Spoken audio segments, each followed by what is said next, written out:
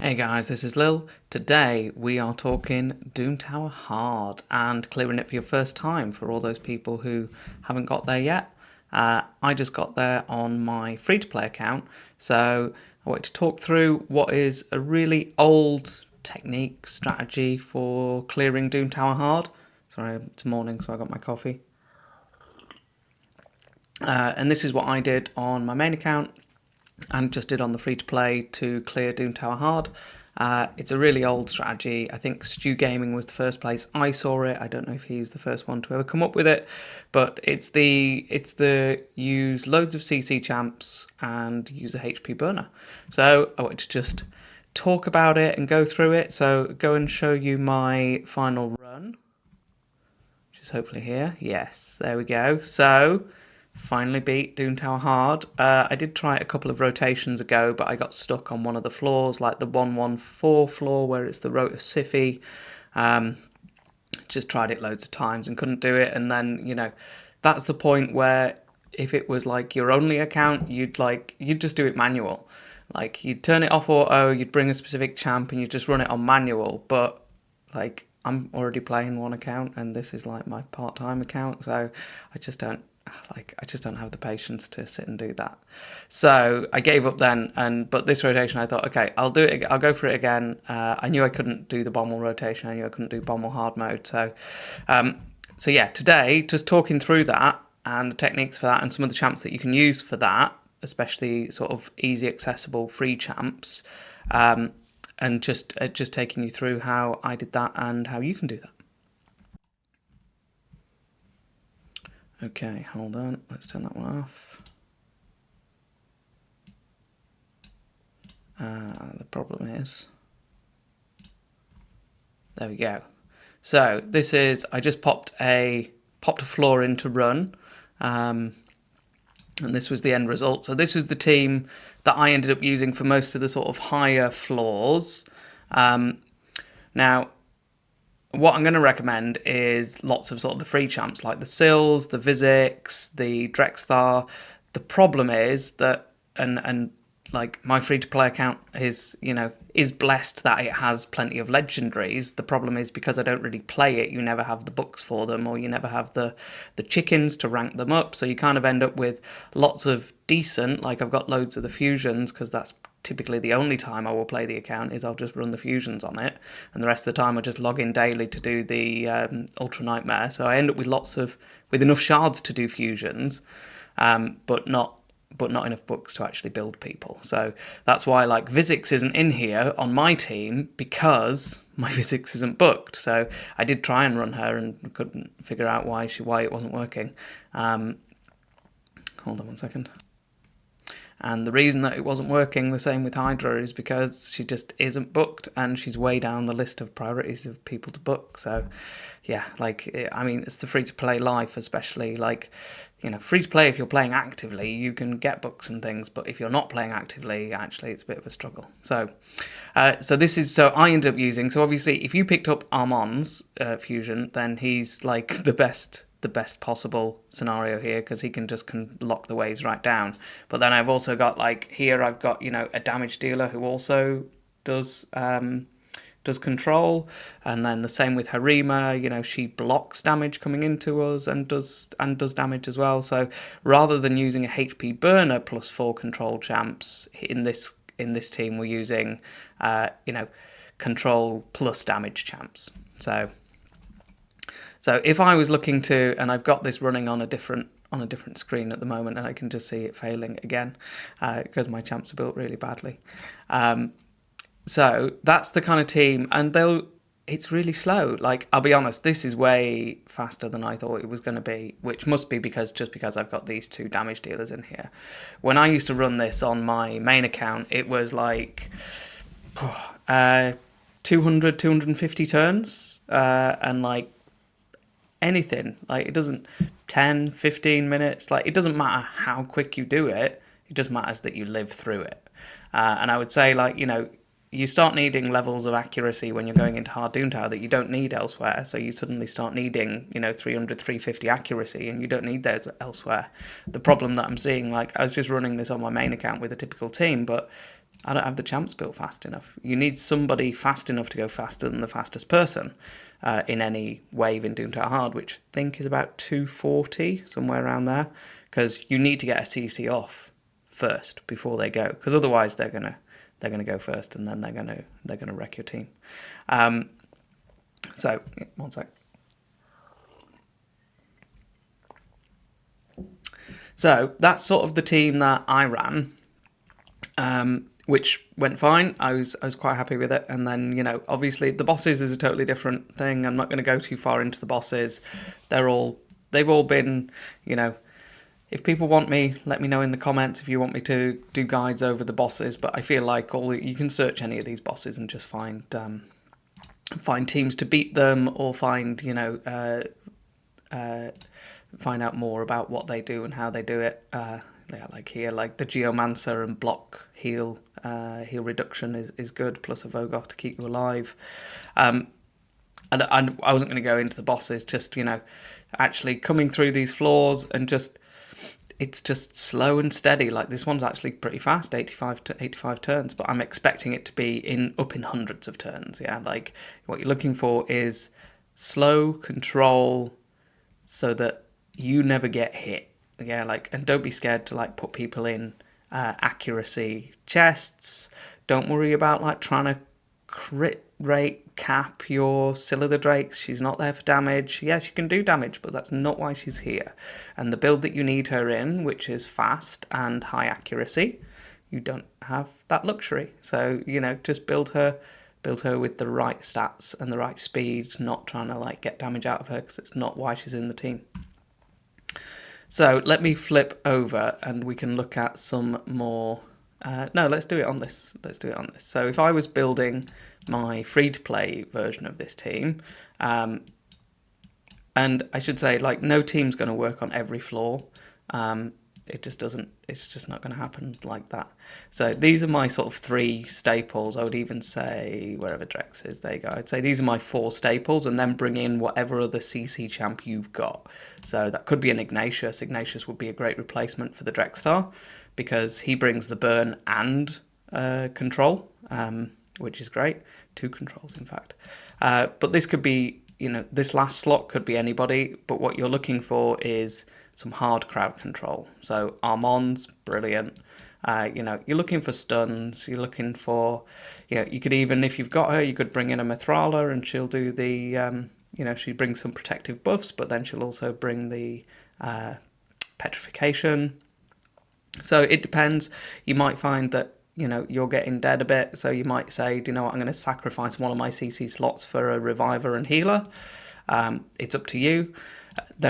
And nothing will work for every floor. Like, your team will work most of the time, and then you'll get a fail, and you'll rerun it a couple of times. It's never going to be 100%. So be prepared to rerun it a couple of times. Be prepared to manual the start. Be prepared to manual in between the waves. I can see a run that just failed on my main account, where I was just running a team, almost exactly this team. And it failed because when it got to wave 2, nobody had their skills available. Like, when I used to run this type of team, go through wave 1, and when you're getting towards the end of wave 1 and there's 1 or 2 guys left, you take it off auto, you stick it on manual, and you A1 those guys to death, so that for wave 2 everyone's got their skills back. And it's not a lot of fun, but it'll get you through those last like 10 floors of Doom Tower where it's getting seriously tough, like, you know, where you're starting to have the crazy champs in there and the crazy combinations. And sometimes you're going to have to switch people out. Like, you know, there are times when I had to like bring in an Uko and a Pythion. There are times when I had to bring in, you know, somebody to turn me to boosters. Like, I think the Uko I had to bring on one of the Siffy waves, because my champs weren't faster than the Siffy. I didn't want to start regearing people, because again, this is an account that I just played like off and on in the background. So instead, I brought the Uko to buff strip. Yeah, I could have brought a Madame Cerise, but, you know, the Uko's better because she then puts up the block buffs. So, you know, for that wave, switch it up, bring her, and then run that team for a few floors. And if it starts failing again, then you can switch her back out and you can bring in somebody else. Like, it's not fixed. Just, you know, what you're trying to do is just get through each floor, and, you know, every floor is a different set of champs, and sometimes you'll need to, sometimes you'll be fine just running your same your same team, and sometimes you'll have to switch people out and put different people in. It also depends like who you've got built. Like, an Achak, anyone like that is good for that last slot. I will go and show you on my main in a sec, just because I really enjoy it. It's lots of fun. How I used to run this. In fact, let's go and do that now. So hold on, let's see if we can flip it. There we go. So this is one that just failed. My problem is that all these, I wanted to just show you that this is like a type of team I could run. I put your Carl in because he's free from the shop,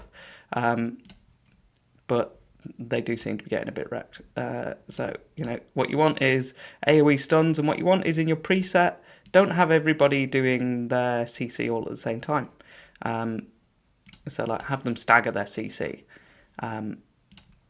We'll use that one there just because it doesn't really matter.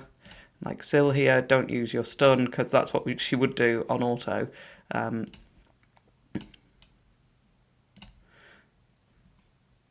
You see, and then they all get a bit silly at this point where everybody's just using their stuns. But if you get to the next wave and they haven't got all their skills available, then, it's sad times because suddenly they get free reign on you. Like in this team, I've got one champ who's faster than them, your Carl. The others are just built, honestly, I don't really... Vizix is the only one that I actually use anymore. And even she's only about 220 speed, which isn't going to be fast enough for excuse me, to beat all the champs in the next wave, just because I picked a high-ish floor.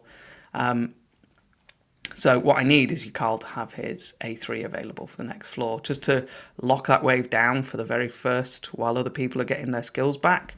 So yeah. Right, what I'm going to do is I'm going to start, it carries on like this, and sometimes, like you'll be on a Mortu wave, and Mortu won't get CC'd one of the times, and suddenly you're in a whole world of pain.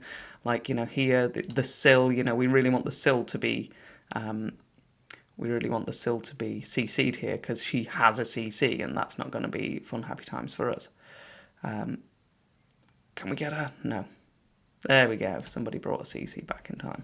So yeah, what you're really looking for is like 3-turn CD control. Provoke, stun, put people in stun sets if that's what you've got to do. Like, it's just about getting through it. It doesn't need to be quick. It doesn't need to be reliable if you're happy to rerun it a few times. And yeah, I'll carry on like this. And then when I would get to one champion left, I would, start A1ing. What I'm going to do is I'm going to stop this. So that's more or less the team. And this is, like I said, this is how I got through Doom Tower back in the day. But, before you get a Seer, or before your Seer is strong enough just to blast through absolutely everything. Now, what I used to run was, I used to run a very similar team to that. I used to run, the Sil, the Vizix. Let me find them. I could totally have had this ready beforehand, but where's the fun in that? The Sil is there. And who do we need? Ignatius.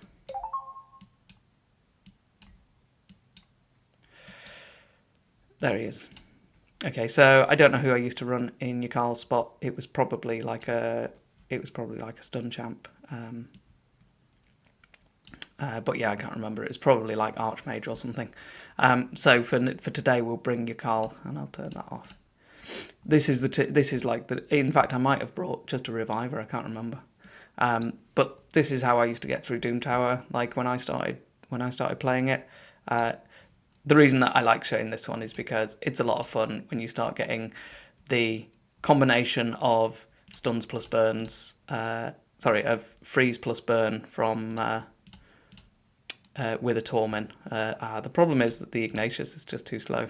Here we go. So where's your burn?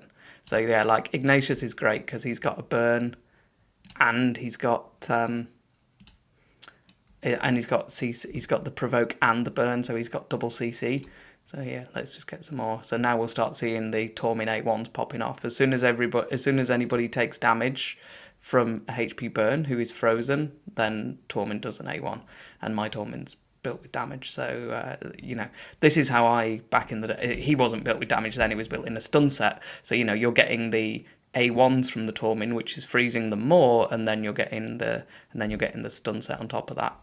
So like if you've got a Tormin, he's amazing for this. Armons will just do all the lockdown for you, and I would give him, there's that mastery that does a leech whenever you place a stun. I love that one on my Armons because it's great for arena, where if somebody's got a remove one debuff, well, that's not coming off if the leech will get in the way of them removing the stun in that instance. But this, I love this team. It's a lot of fun. I love that Tormin freeze plus HP burn interaction. It's a lot of fun. But these champs are better built than the than the ones that I was looking at earlier. So yeah, here we might be in trouble because we haven't got a CC available, and they're going to take turns before we get turns. And we've got one reviver, so this could be sad times now. What I would have done is manual that Yakal at the end of that turn, because now we're in trouble.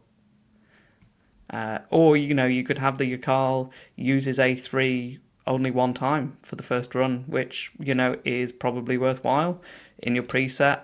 So if I go back to the team that we actually had here, in this preset, do you know what? Between these three, I've probably got enough CC. So what I'm going to do is have him open with the A3 and then not use it, so that when it comes around to A2, he can do exactly the same thing.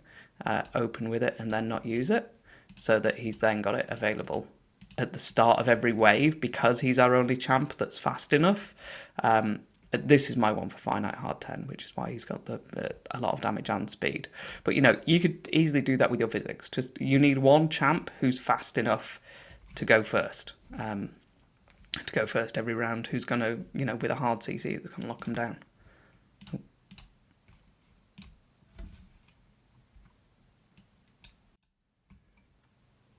Okay, guys, that was it. I just wanted to I feel like it's something that doesn't always get a lot of love in terms of different people at different stages of the game, so I'm trying to keep a variety of content. I know if you've done Doom Tower and you've got a Seer and it's on lockdown, you don't care about this, but there are plenty of people who are still coming up who still haven't done their Doom Tower hard completes yet, so this is a great way to get into it. It's how I've done it on 2 accounts now, back in the day and now. If you picked up Armons, congratulations, cheat code. If not, then just layer up those CC champs, put in a HP burner. If you've got some champs who are damage plus CC, like an Ignatius, some of the ones that I was showing, like the Harimas, they're great. Yeah, so use them if you've got them. But yeah, this is sort of the formula that worked for me back in the day, clearing it for the first time, and again, clearing it for the first time last week. That's it from me, guys. Don't forget to like and subscribe, and I'll catch you in the next one.